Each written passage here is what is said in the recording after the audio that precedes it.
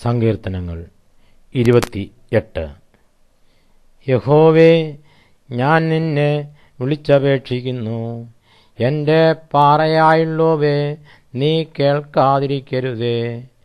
നീ മിണ്ടാതിരുന്നിട്ട് ഞാൻ കുഴിയിൽ ഇറങ്ങുന്നവരെ പോലെ ആകാതിരിപ്പാൻ തന്നെ.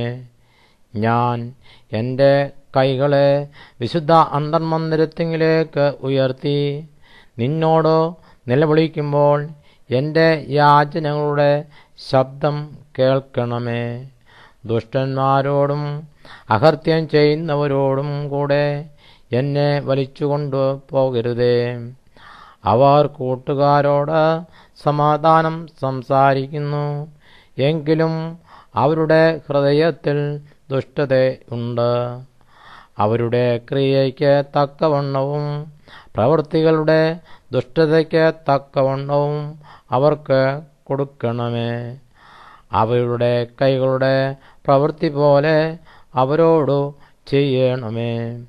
അവർക്ക് തക്കതായ പ്രതിഫലം കൊടുക്കണമേ. യഹോവയുടെ പ്രവൃത്തികളെയും അവൻ്റെ കൈവേലയെയും അവർ വിവേചിക്കായികൊണ്ട് അവൻ അവരെ പണിയാതെ ഇടിച്ചുകളയും. യഹോവ വാഴ്ത്തപ്പെട്ടവനാകട്ടെ. അവൻ എൻ്റെ യാചനകളുടെ ശബ്ദം കേട്ടിരിക്കുന്നു. യഹോവ എൻ്റെ ബലവും എൻ്റെ പരിചയും ആകുന്നു.